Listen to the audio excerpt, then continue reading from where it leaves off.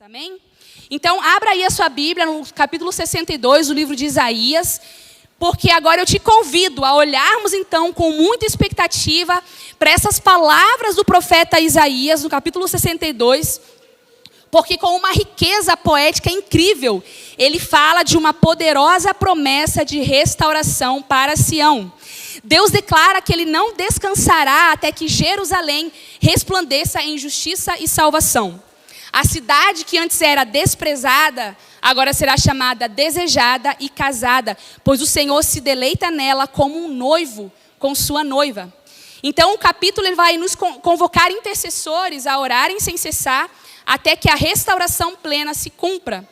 É uma visão de esperança, de renovação, mostrando que Deus valoriza seu povo e tem um propósito glorioso para ele, apesar de seu passado de sofrimento e de pecado. O capítulo culmina então com o retorno glorioso de Jesus e suas recompensas durante um milênio. Então vamos ao texto?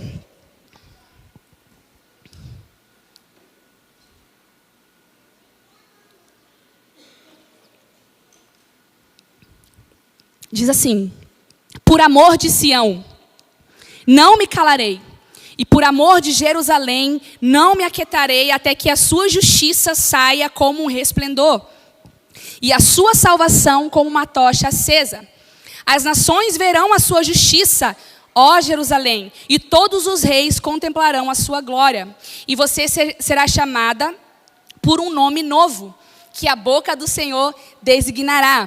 Você será uma coroa de glória na mão do Senhor, um diadema real na mão do seu Deus. Nunca mais a chamarão de abandonada, e a sua terra não será mais chamada de arrasada. Você será chamada de minha delícia, e a sua terra de casada, porque o Senhor se delicia em você, e a sua terra se casará.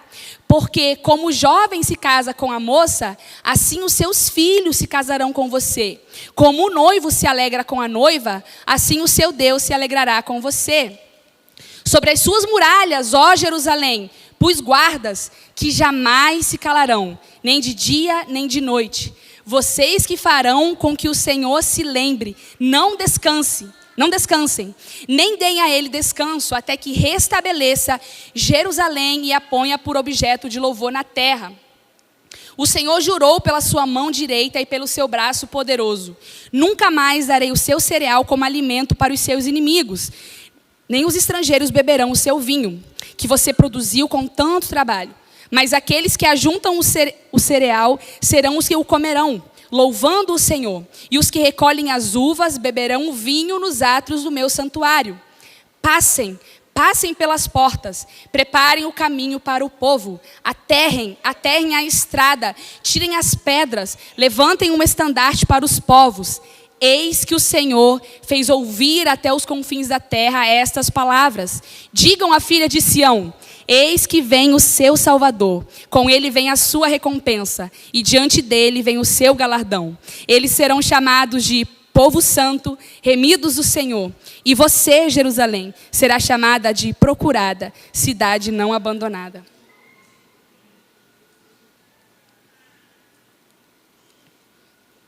Então, seguindo a lógica expositiva do capítulo, eu dividi em 2 tópicos. O tópico A é o zelo do Senhor por Jerusalém, e vão ter 3 pontos. Então, o primeiro ponto é o bloco de versículos 1 ao 3, vai falar sobre a justiça e a glória vindouras de Sião. O segundo ponto, os versículos 4 e 5, o Senhor ama Sião como um noivo ama uma noiva.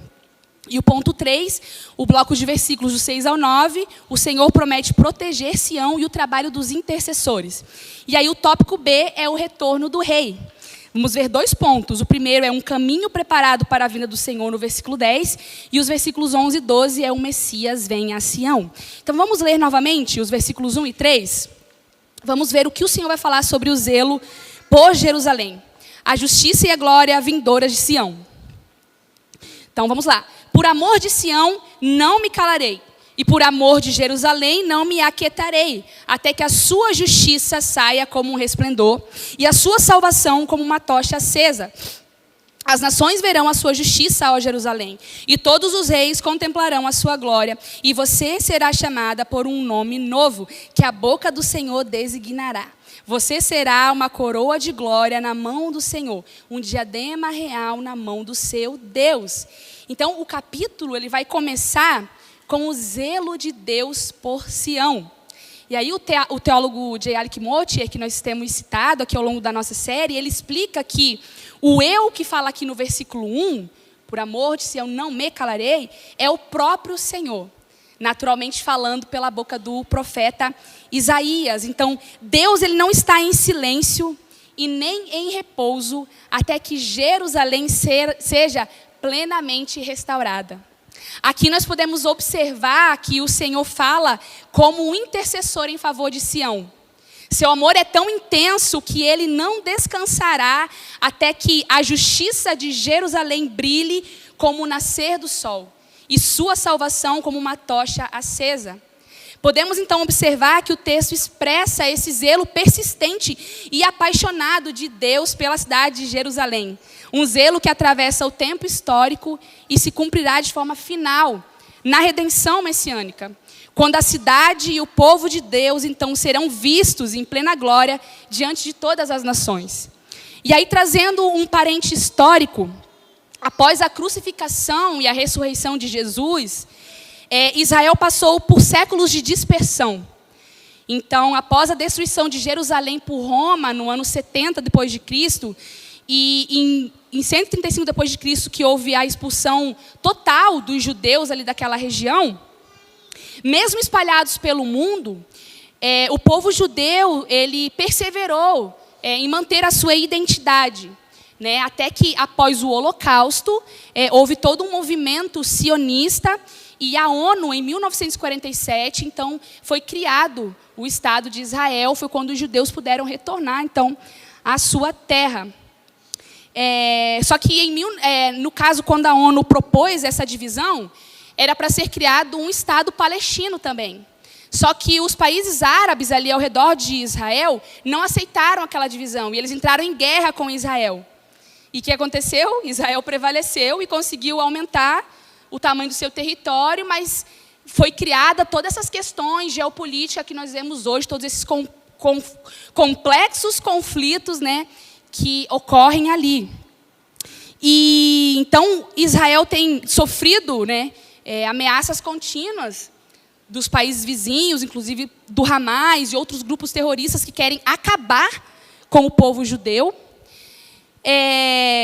Mas aí, por que eu estou falando isso? Porque é interessante ou é importante a gente distinguir o Israel bíblico, o povo da aliança, da promessa, do Estado moderno de Israel. Vejam a diferença. O Israel bíblico, ele era... Hoje em dia é uma democracia, certo? Mas o Israel bíblico era uma teocracia, uma monarquia governada por reis e por profetas. E hoje, o atual Estado de Israel é uma das democracias mais vibrantes lá do Oriente Médio, com parlamento, com partidos diversos, com uma ampla liberdade religiosa. Mas ainda assim, o retorno do povo judeu à sua terra histórica e a preservação do Estado judeu, eles se conectam de alguma forma com a fidelidade de Deus em manter vivo o povo da aliança ao longo da história. Então, sem dúvidas, o surgimento do atual moderno Estado de Israel é um dos maiores sinais proféticos dos nossos tempos.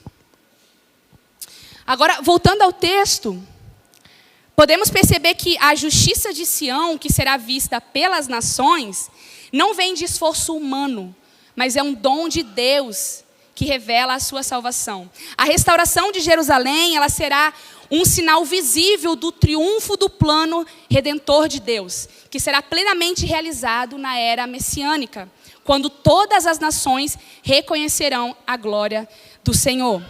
E vejam o verso 2, porque ele vai falar sobre o novo nome. E você será chamada por um nome novo, dado por Deus. Então, isso representa essa transformação completa, uma nova identidade e destino para a cidade de Jerusalém. A cidade ela não vai mais ser lembrada por seu passado de pecado, mas pela redenção e pela glória concedidas pelo Senhor. Os nomes, eles tinham poder no mundo antigo. Lembra Adão, ao dar nome para os animais, isso demonstrava que ele governava sobre eles. De modo semelhante, o fato de Deus haver mudado o nome de Abrão para Abraão e de Jacó para Israel também representou uma reiteração da promessa da aliança e uma designação de que ambos, como servos, são servos escolhidos de Deus, marcando um novo propósito e identidade. Dessa mesma maneira, esse novo nome que Deus dará para Jerusalém também simboliza uma transformação divina. É um sinal de um novo começo estabelecido pelo próprio Senhor. E olha que coisa incrível, porque Apocalipse 2,17, eu ia pedir para o Bruno botar na tela, por favor. Porque lá nós encontramos uma promessa de um novo nome para todos aqueles que vencerem. Olhem o que diz o texto. Apocalipse 2,17. Quem tem ouvidos para ouvir, ouça o que o Espírito diz às igrejas. Ao vitorioso darei do maná escondido. Também lhe darei uma pedra branca e nela estará gravado um nome novo, que ninguém conhece a não ser aquele que o recebe. Isso é uma promessa para nós. Parafraseando as palavras do pastor Luiz Saião sobre esse novo nome que nós teremos, ele diz o seguinte: quando temos algum tipo de problema com alguma pessoa, nós evitamos até falar o nome dessa pessoa. Pessoas com sérios descompassos entre si evitam falar o nome, né? Citam ele ou ela, fulano, né? Ou até mesmo um apelido jocoso, depreciativo para se referir a tal pessoa. E do contrário, quando temos intimidade, afinidade com as pessoas, usamos até apelidos carinhosos que aproximam, não é? O Antônio vira o Toninho, o Vitor vira o Vitinho, o Leonardo vira o Leozinho, o Jorge vira o Jorginho, a Bel vira a Belzinha, a Bela a Belinha. Se fosse em São Paulo, tem um amigo que é paulista, ele fala que lá é um aumentativo, né? Aí ele olhava para o Vitinho e falava, não, você é o Vitão. Aí seria o Leozão, Jorjão. Mas percebam que esses nomes, né, traz essa relação de proximidade maior. Pessoas que se amam, familiares ou casais, eles também fazem isso, criam nomes carinhosos, nomezinhos simples que às vezes quem ouve de fora até pergunta, o que foi que você falou? Porque são exatamente essa marca de afinidade e proximidade definida por essa relação linguística diferenciada. E olha que coisa bonita temos aqui nesse versículo de Apocalipse. Deus dá um novo nome ao vencedor. É uma coisa tão especial, conhecida apenas por aquele que o recebe, ou seja, da minha particularidade com Deus e só eu e meu Pai Celestial. E o que é interessante? Tudo que eu tenho na minha história está ligado ao meu nome. Ah, meus irmãos, o meu nome é terrível. O meu nome é terrível porque lá estão os meus erros, os meus pecados, as minhas ofensas a Deus, os meus descompassos comigo mesmo e com o próximo, com as pessoas à minha volta. É como se a gente fosse no cartório e está tudo registrado lá no nosso nome. Só que sabe o que acontece na grande vitória do reino? Por causa do nome de Jesus, por causa dessa transformação, de maneira análoga àquilo que aconteceu com Jacó, que se tornou Israel, com Abrão, que se tornou Abraão. Pois é, agora de maneira sublime e extraordinária e para sempre é a nossa vez. Na redenção final, depois daquilo tudo que a palavra divina fez pelo Espírito em nós, o que o nome de Jesus fez em nós, eu recebo um nome novo. Um nome marcado pela plena redenção, salvação e santificação final. E aí eu te pergunto, qual será o seu nome? Qual será o meu nome? Eu não sei. Mas eu não vejo a hora desse dia chegar e na redenção final receber do próprio Deus um novo nome. Vamos então para os versículos 4 e 5, porque agora Deus vai revelar qual vai ser o novo nome que Jerusalém vai receber. Nós não sabemos qual vai ser o nosso novo nome, mas o novo nome de Jerusalém Deus revela. Então diz assim: nunca mais a chamarão de abandonada, e a sua terra não será mais chamada de arrasada. Você será chamada de minha delícia, e a sua terra de casada. Porque o Senhor se delicia em você, e a sua terra se casará.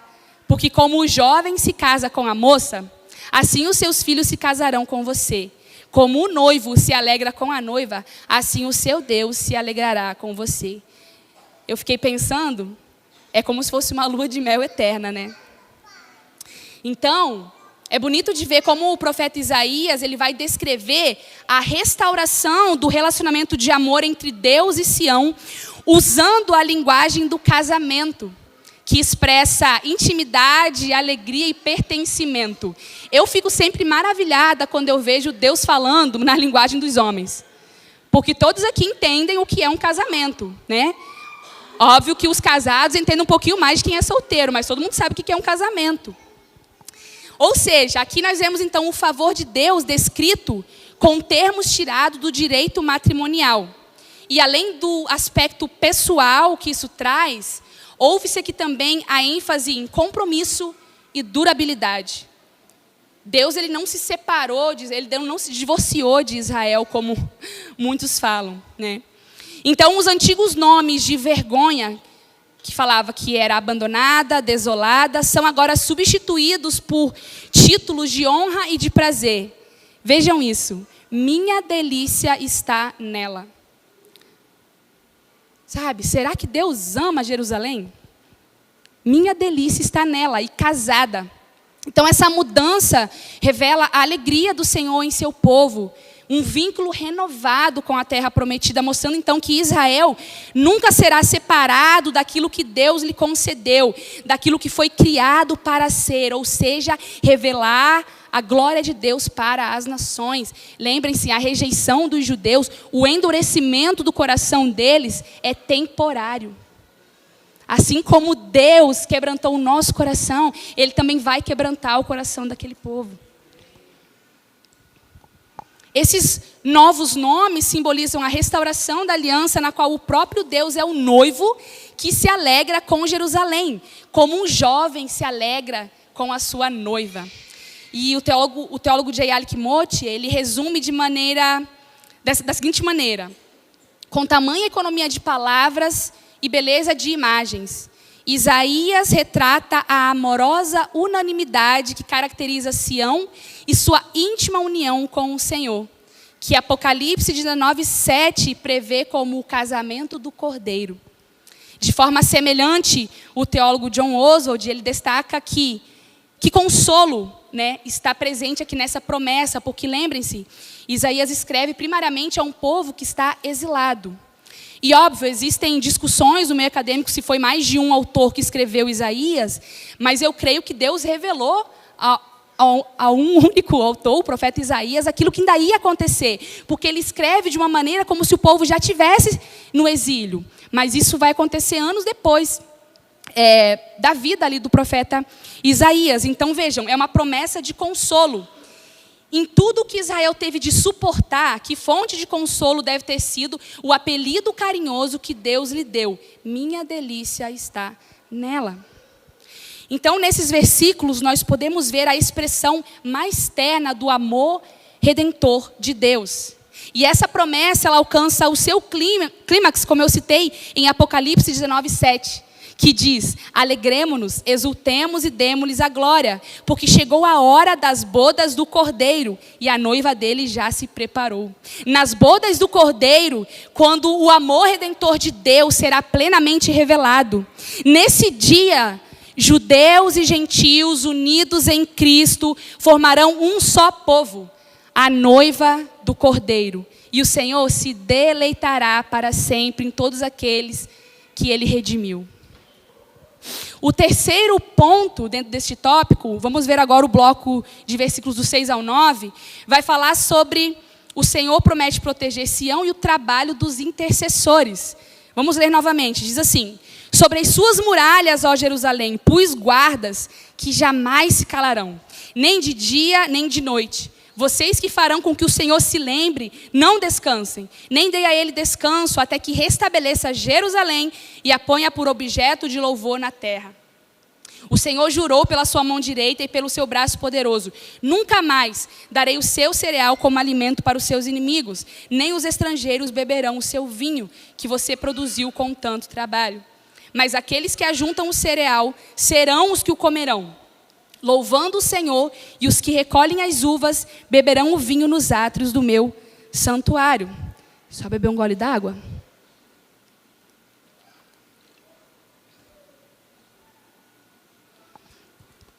Então, veja que coisa incrível, esses versículos estão falando sobre os lembradores do Senhor.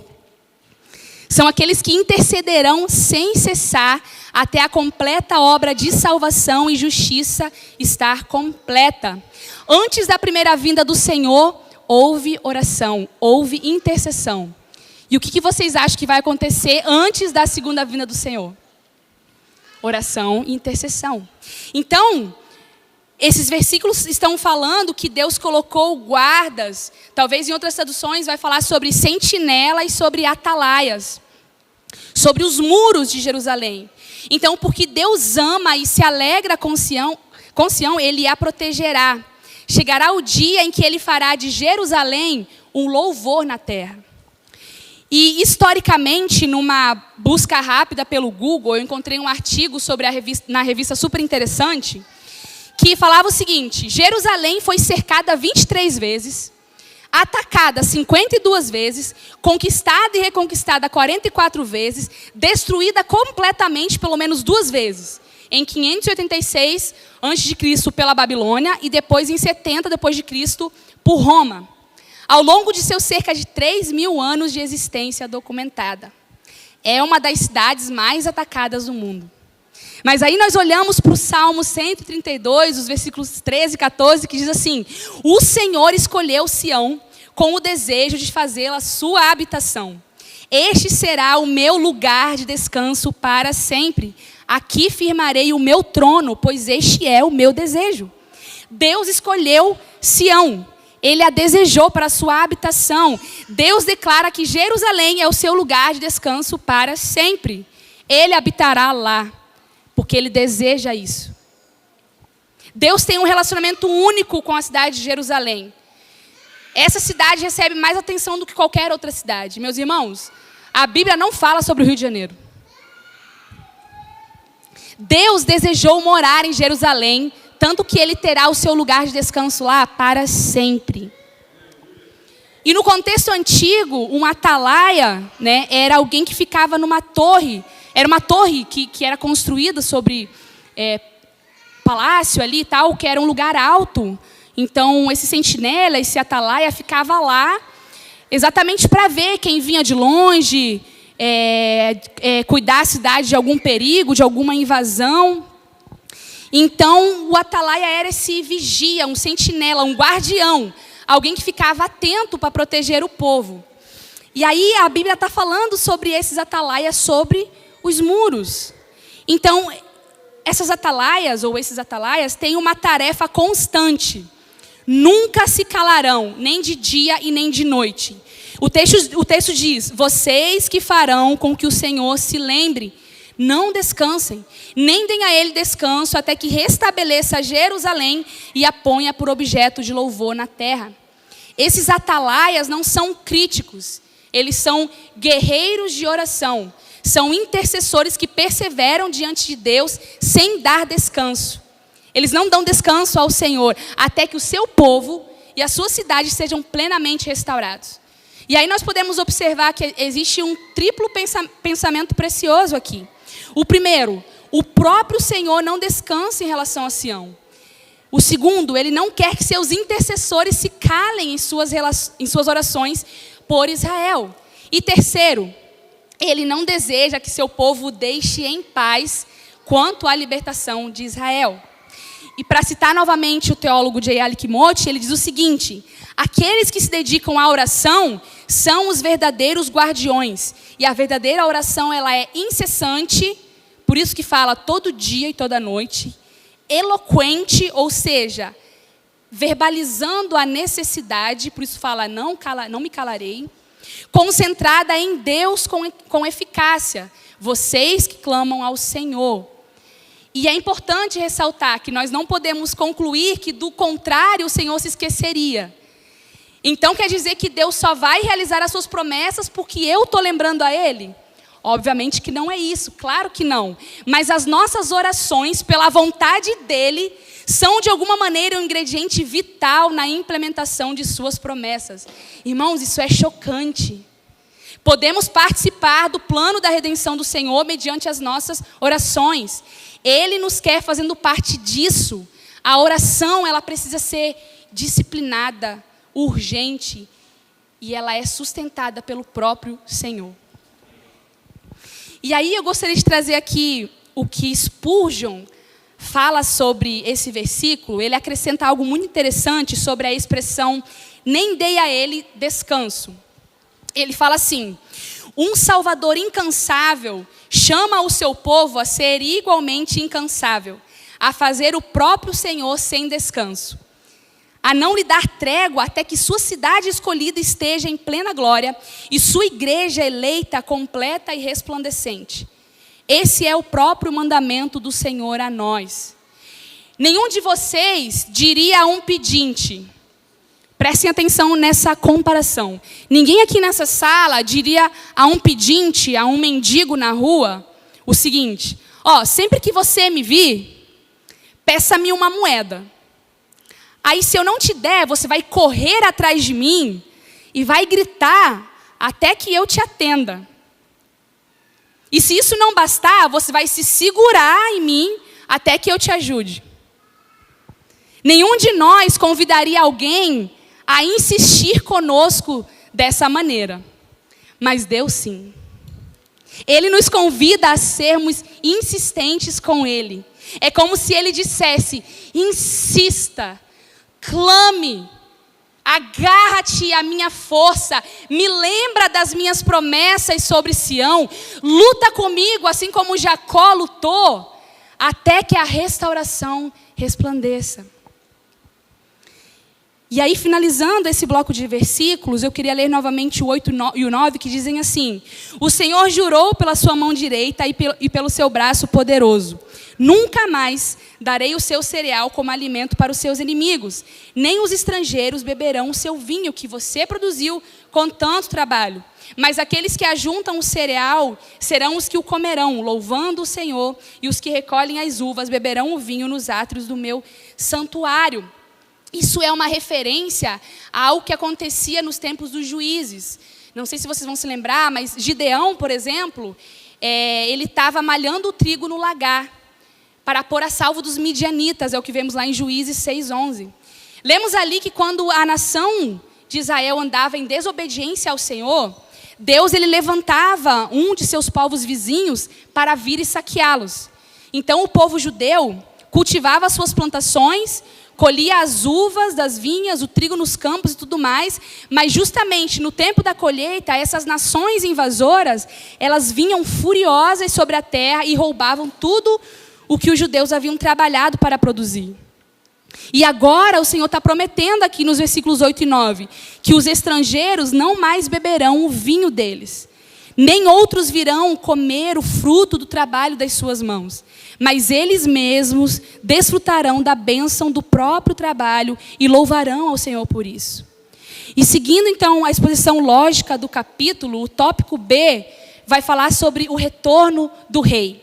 O versículo 10 vai dizer o seguinte: passem pelas portas, preparem o caminho para o povo, aterrem a estrada, tirem as pedras, levantem um estandarte para os povos.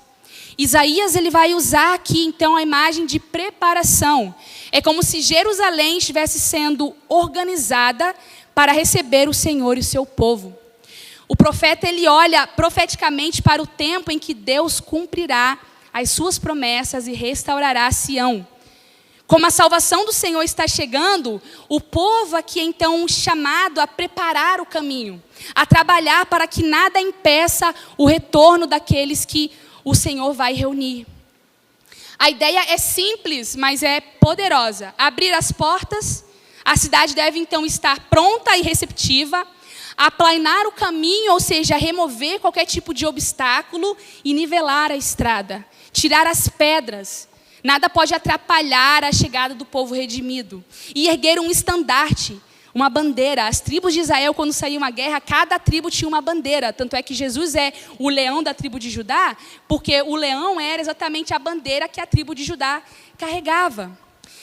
E o teólogo J. Alec Motyer, ele fala o seguinte: essa cena, ela vai descrever uma cidade totalmente preparada. O convite foi feito, as portas estão abertas, as estradas foram pavimentadas de novo. Tudo que Isaías anunciou sobre os povos do mundo peregrinando a Sião, que nós vimos em capítulos anteriores aqui nessa série, agora se cumpre. Então não há mais incertezas ou impedimentos, porque o caminho do Senhor, ele é reto, plano e seguro. Deus não falhará em cumprir o que prometeu. A estrada construída, ela representa o cuidado de Deus para reunir o seu povo. Ele mesmo remove obstáculos. Ele mesmo garante que o retorno seja possível. Agora o povo entra na posse do que havia sido prometido. Uma Sião estabelecida, marcada por justiça, glória e louvor diante da terra. É por isso então que Isaías está convocando as nações e os redimidos para essa grande peregrinação. Porque o caminho já está preparado. Antes Deus havia prometido que os povos afluiriam para Jerusalém. Então agora o profeta diz: então construam a estrada, porque o dia está chegando. E o segundo ponto desse tópico, os versículos 11 e 12, é o Messias que vem a Sião. Diz assim: eis que o Senhor fez ouvir até os confins da terra essas palavras. Digam à filha de Sião: eis que vem o seu Salvador. Com ele vem a sua recompensa, e diante dele vem o seu galardão. Eles serão chamados de povo santo, remidos do Senhor. E você, Jerusalém, será chamada de procurada, cidade não abandonada. E para falar sobre esses versículos, é importante trazer à nossa memória a aliança com o rei Davi. Quando Davi pediu permissão a Deus para construir um templo, Deus declarou para ele: você não vai construir uma casa. Óbvio que Salomão depois construiu, né? O filho dele construiu. Mas em você e através de você eu levantarei um rei que reinará para sempre. Deus prometeu um rei eterno, liderando o povo em paz na terra em que ele havia prometido anteriormente aos patriarcas. E irmãos, eu sei que talvez você já esteja aí um pouquinho cansado, mas eu quero pedir um pouquinho de paciência, porque eu gostaria de ler um trecho do livro Providência, do John Piper, que fala exatamente sobre essa questão do rei descendente de Davi. Ele diz assim, num capítulo intitulado Um Rei Salvador para a glória do Pai e alegria do seu povo.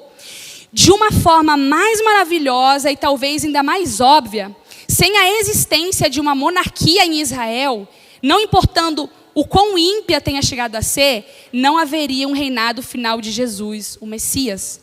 Não haveria um clamor: tem compaixão de nós, filho de Davi. Nem a confissão de Natanael: tu és o filho de Deus, tu és o rei de Israel. Tampouco um rei entrando em Jerusalém, humilde e montado num jumento. Um salvador crucificado com uma placa acima de sua cabeça dizendo: Rei dos Judeus. Ou um soberano vindouro chamado Rei dos Reis. Em outras palavras, todas as dimensões reais da encarnação do Filho de Deus, como o Messias, estavam em formação quando Deus ordenou o estabelecimento da monarquia em Israel. E como veremos, quase tudo sobre a obra real de Jesus na terra e no céu foi planejado para manifestar e exaltar a glória de seu Pai, especialmente a glória de sua graça. E o Verbo se fez carne e habitou entre nós, cheio de graça e de verdade. E vimos a sua glória, glória como do unigênito do Pai. Essa é a revelação final e decisiva da glória, da graça de Deus. A revelação da encarnação de Cristo, o ungido filho de Davi, foi o desígnio supremo da monarquia de Israel. Foi supremo se incluirmos na revelação da glória do Rei Jesus a experiência de seu povo ver essa glória, provar essa glória e refletir essa glória. O objetivo supremo da providência ao estabelecer uma monarquia em Israel não será atingido até que o povo redimido do Rei Jesus veja nessa monarquia a sua perfeição e a perfeição dele. Isso foi o que Jesus orou em João 17, 24. Pai, a minha vontade é que onde eu estou estejam também comigo os que me deste, para que vejam a minha glória. Sim, mas nem mesmo ver a glória dele é o objetivo supremo. O objetivo supremo é vê-la com alegria. O propósito supremo da monarquia de Israel será realizado finalmente quando Jesus sentar-se no trono de Davi, seu pai, e reinar não somente sobre um Israel redimido, mas também sobre um reino de adoradores de todas as nações. Eles o verão exaltado como o Senhor dos senhores e o Rei dos reis, e ficarão satisfeitos sob seu governo gracioso. Aquele que se assenta no trono estenderá sobre eles o seu tabernáculo. Jamais terão fome, nunca mais terão sede, não cairá sobre eles o sol, nem ardor algum, pois o cordeiro que se encontra no meio do trono os apacentará e os guiará para as fontes da água da vida. E Deus lhes enxugará dos olhos toda lágrima, e em sua alegria eles resplandecerão como o sol no reino de seu Pai e do seu Cristo. A glória do Rei eterno encherá toda a criação. Esse é o objetivo supremo da providência em estabelecer a monarquia de Israel. E tudo isso vai acontecer em Jerusalém. Deus livrou Jerusalém das mãos de Senaqueribe. Nós vimos aqui nessa série de sermões em Isaías, e o próprio profeta Isaías ele vai dizer que o propósito de Deus nessa misericórdia extraordinária era o seguinte: eu defenderei esta cidade para a livrar por amor de mim e por amor do meu servo Davi. A paciência e a misericórdia para com a Jerusalém pecaminosa se deviam final e decisivamente não à fé ou na justiça deles. Deviam-se ao zelo de Deus pela glória do seu nome, que incluía a aliança que ele fizera soberanamente com Davi. Citando novamente o que disse o profeta Isaías: eu defenderei essa cidade para a livrar por amor de mim e por amor do meu servo Davi. E entrando na conclusão e na aplicação, para além do aspecto espiritual, nós podemos enxergar um aspecto histórico e real nessa profecia. Que as nossas esperanças escatológicas sejam renovadas nessa manhã. Deus ama Israel. Ele vai reinar desde Jerusalém. E isso é irrevogável. Isso vai acontecer. Nós podemos ignorar isso, ou nós podemos fazer parte disso. Amando o que Deus ama, nos envolvendo em oração, conhecendo e entendendo o plano de Deus para que, na grande tribulação, nós possamos ser daqueles que estejam do lado de Israel, cumprindo as próprias palavras de Jesus em Mateus 25, a partir do verso 31, que diz o seguinte: quando o Filho do Homem vier na sua majestade, todos os anjos com ele, então se assentará no trono da sua glória. Todas as nações serão reunidas em sua presença, e ele separará uns dos outros, como o pastor separa as ovelhas dos cabritos. Porá as ovelhas à sua direita e os cabritos à sua esquerda. Então o rei dirá aos que estiverem à sua direita: venham, benditos de meu Pai, venham herdar o reino que está preparado para vocês desde a fundação do mundo. Porque tive fome e vocês me deram de comer. Tive sede e vocês me deram de beber. Eu era forasteiro e vocês me hospedaram. Eu estava nu e vocês me vestiram. Enfermo e me visitaram. Preso e foram me ver. Então os justos perguntarão: quando foi que vimos o Senhor com fome e lhe demos de comer? Ou quando sede lhe demos de beber? E quando foi que vimos o Senhor como forasteiro e o hospedamos? Ou nu e o vestimos? E quando foi que vimos o Senhor enfermo ou preso e fomos visitá-lo? O rei respondendo lhes dirá: em verdade lhes digo que sempre que o fizerem a um destes meus pequeninos irmãos, foi a mim que o fizeram. Os meus pequeninos irmãos aqui se refere ao povo judeu. especialmente Israel, no fim dos tempos, no contexto da grande tribulação, quando vão sofrer perseguição intensa de todas as nações. Agora talvez surja uma pergunta pertinente: onde estará a igreja nesse tempo? Tenho deixado claro que essas profecias dizem respeito a Israel e não à igreja, e isso é uma verdade. Elas não falam da igreja, mas do povo de Israel, da glória de Israel, das bênçãos que virão sobre Israel. É isso que Deus realizará de forma poderosa durante o tempo do reino milenar. Então, onde estará a igreja? Onde nós estaremos? A igreja é a noiva de Cristo. E como toda noiva, ela estará ao lado do seu esposo. Nós estaremos lá, reinando e governando com ele durante aquele tempo. Nós não sabemos de todos os detalhes, porque a Bíblia não nos revela muitas dessas coisas, mas sabemos o suficiente. Reinaremos com ele naquele tempo, assim como uma noiva, esposa de um rei, normalmente governa ao lado do seu marido. Então lembre-se, a igreja é a noiva de Cristo. É ali que nós estaremos. Mas e para hoje? Talvez você esteja aí me ouvindo e pensando nas suas dificuldades, nos seus problemas, nas suas tristezas, no luto que você tem sofrido, nas tragédias de alguma maneira que tem vindo sobre a sua vida. E você pode me dizer: Jô, tudo isso sobre Israel é muito bonito, mas eu estou preocupado com a minha vida agora, aqui, hoje, não com uma nação que está lá do outro lado do mundo. Mas permita-me te lembrar de algumas verdades. Que os nossos olhos não estejam nessas leves e momentâneas tribulações, mas sim no dia em que o nosso amado estará reinando. Sim, haverá um dia em que choro, em que dor, lágrima e até a morte já não existirá. Tudo isso vai ser uma memória distante. Jesus disse, ao entrar em Jerusalém, que não o veriam mais até dizerem: bendito o que vem em nome do Senhor. Tem que ficar claro para nós nessa manhã que em todas as gerações existe um forte trabalho do diabo em exterminar os judeus, exatamente por isso, para que não haja um remanescente fiel que diga: bendito o que vem em nome do Senhor. Se queremos que Jesus volte, as profecias em relação a Israel, elas têm que se cumprir. Israel tem que estar no nosso horizonte.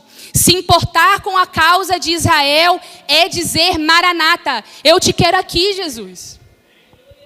Como igreja, então, nós devemos orar pela paz de Jerusalém, pela paz de todos aqueles povos ali ao redor de Israel. Existem muitas pessoas no meio árabe, israelense, que Deus quer alcançar. Precisamos também combater o ódio aos judeus. Cometemos o pecado da arrogância quando desprezamos os judeus que não creem em Jesus. Precisamos nos arrepender nesse sentido também. A nossa atitude, ela deve ser de gerar ciúmes sobre as bênçãos de quem crê no Messias Jesus, para que isso contribua para a fé e para a salvação dos judeus. Devemos sempre lembrar que a igreja não existe em vez de Israel, mas a partir de Israel, como a imagem da oliveira que eu mostrei para vocês. A interpretação natural, ao lermos a palavra de Deus, é que haverá uma conversão em larga escala do povo judeu. Como nós temos visto nos últimos tempos, muitos judeus convertendo ao Senhor, mas isso ainda vai aumentar muito mais no contexto do fim dos tempos. E sabe, a Bíblia vai falar... Paulo vai falar sobre a plenitude dos gentios. A verdade é, meus irmãos, que o avivamento não vai chegar em Israel antes que chegue em nós. Eles têm que olhar para nós e sentir ciúmes do quão real é a nossa relação com o Senhor, do quanto nós amamos esse Deus, do quanto nós somos santos, justos e piedosos, do quanto nós esperamos e apressamos a vinda do Senhor Jesus. A plenitude dos gentios, o avivamento que vai chegar nas nossas vidas, é o começo. Os judeus estão esperando. A plenitude dos judeus só vai acontecer depois depois que vai acontecer a plenitude dos gentios. Ficou claro isso? Então eu gostaria de terminar esse sermão com um clamor. E eu gostaria que você se colocasse de pé, que você tomasse uma postura de um intercessor. E eu quero ler as palavras que estão escritas no Salmo 102. Eu quero te convidar a você se posicionar como um vigia sobre os muros e clamarmos. Deus, Ele colocou sentinelas sobre os muros de Jerusalém. Ele escolheu fazer uma parceria com intercessores para fazer de Jerusalém um louvor na terra. Deus poderia fazer tudo sozinho, mas isso não é quem Ele é. Ele gosta de ter seus filhos envolvidos em seu trabalho. Ele tem prazer em compartilhar os seus planos e envolver os seus intercessores para tornar os seus sonhos uma realidade na terra.